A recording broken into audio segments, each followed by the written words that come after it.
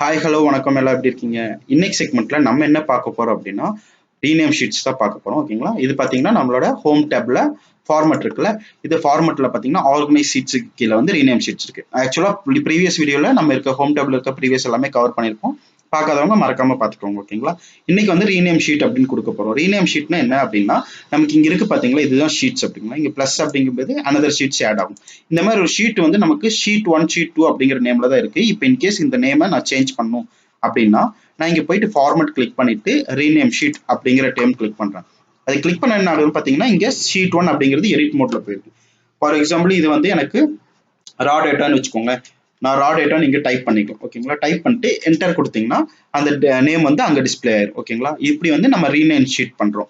அதே மாதிரி நெக்ஸ்ட் நமக்கு அதுல என்ன ஆப்ஷன்ஸ் இருக்கு அப்படின்னு பாத்தீங்கன்னா move or copy. Move or copy sheets இருக்கு. மூவ் ஆர் காப்பி இப்ப பாத்தீங்கன்னா நமக்கு இங்க 2 ஷீட்ஸ் இருக்கு. ஒன்னு ரா அப்படின்னு ஒரு ஷீட், இன்னொன்னு ஷீட் 2ன்னு ஒரு ஷீட் இருக்கு. ஓகேங்களா? இப்ப மூவ் ஆர் நான் காப்பி கொடுக்குறேன். அதுல பாத்தீங்கன்னா இன்னொரு பாப்அப் பாக்ஸ் டிஸ்பிளே ஆகுது. அதுல வந்து மூவ் அப்படிங்கிற எதுக்கு நீங்க மூவ் பண்ணணும். இப்ப புக் ஒன்னுங்கிறது இப்ப நம்ம இருக்க கரண்ட் பேஜ் தான். ஓகேங்களா? கரண்ட் ஷீட் தான். கரண்ட் எக்ஸல் ஷீட்டுக்கே மூவ் பண்ணுமா இல்ல வேற எக்ஸல் ஷீட்டுக்கு மூவ் பண்ணுமா அப்படின்னு கேக்குது. இப்ப நான் கரண்ட் எக்ஸல் ஷீட்டே கொடுத்துருக்கேன். கொடுத்துட்டு இப்ப இந்த ரா அப்படிங்கிற ஷீட்டை வந்து எங்க மூவ் பண்ணணும், ஷீட்டுக்கு முன்னாடி மூவ் பண்ணுமா பின்னாடி மூவ் பண்ணுமா, பிஃபோர் ஷீட் எந்த ஷீட்டுக்கு முன்னாடி மூவ் பண்ணணும், இப்ப ஷீட் 1 இருக்கு இல்ல கடைசி ஷீட்டுக்கு மூவ் பண்ணுமா. இப்ப கடைசியில மூவ் பண்றேன். இப்போ ஓகே கொடுத்துட்டோம்னா இங்க பாத்தீங்கன்னா ரா அப்படிங்கிற டேட்டா வந்து லாஸ்ட் ஷீட்டா மாறிடுச்சு. ஓகேவா? இப்ப அதே மாதிரி மறுபடியும் கொடுக்குறேன். நான் ஷீட் கொடுத்துட்டு மூவ் ஆர் காப்பி கொடுக்குறேன்.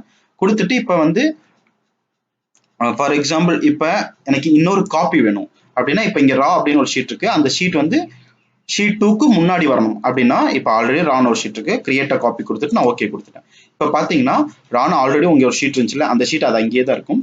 ரா 2 அப்படின்னு இன்னொரு ஷீட் கிரியேட் ஆயிருக்கும். இல்ல எல்லா ஒரு டேட்டாவும் சேர்ந்து அங்கேயே கிரியேட் ஆயிருக்கும். ஓகேவா? இப்படிதான் நம்ம டேட்டாவை எக்ஸ்ட்ராக்ட் பண்றோம். ஃபார் எக்ஸாம்பிள் நம்ம இப்படி வேணாம், இந்த இடத்துல ஷீட் வேணா, எனக்கு வெளியே ஷீட் கொண்டு போகணும் அப்படின்னா மூவ் கொடுக்கணும். ஓகேங்களா?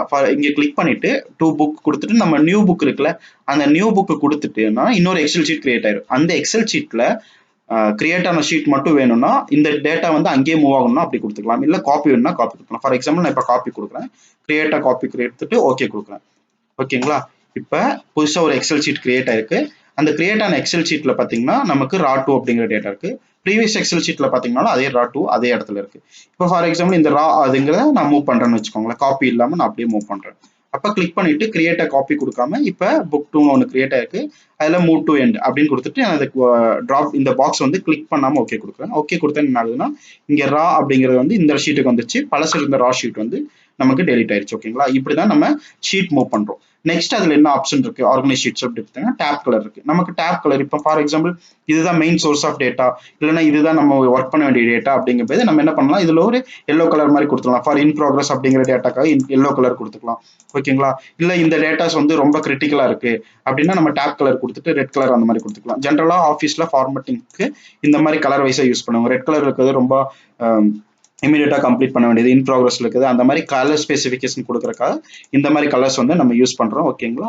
இதுதான் டேப் கலரோட ஆப்ஷன்ஸ் இங்க இருக்கு. ஓகே, இது எல்லாத்தையுமே இன்னொரு இடத்துல மாத்த முடியும். அது எங்கன்னா இங்க வந்து இங்க வச்சுட்டு டபுள் கிளிக் பண்ணீங்கன்னா நீங்க ஷீட்டை ரீநேம் பண்ணிக்கலாம். ஓகேங்களா? இது ஒரு ஷார்ட்கட். அது இல்லாம இங்க வந்து ரைட் கிளிக் பண்ணீங்கன்னா அங்கேயும் நமக்கு ரீநேம் ஷீட் இருக்கும். அப்படியும் நம்ம ரீநேம் கொடுத்துக்கலாம். ஓகேங்களா? அதே மாதிரி பாத்தீங்கன்னா நமக்கு மூவ் ஆர் காப்பி கொடுக்கணும்னாலும் இங்க ரைட் கிளிக் கொடுத்துக்கலாம். இல்ல டேப் கலர் மாத்தணும்னாலும் இங்கே ரைட் கிளிக் கொடுத்து டேப் கலரை மாத்திக்கலாம். ஓகேங்களா? இதுதான் நமக்கு இன்னைக்கு இருக்கிற ஆர்கனைஸ் ஷீட்ஸ். நெக்ஸ்ட் வந்து ஷீட்ஸ் எப்படி ப்ரொடெக்ட் பண்றதுங்கிறது அடுத்த கிளாஸ்ல பார்க்கலாம். தேங்க்யூ.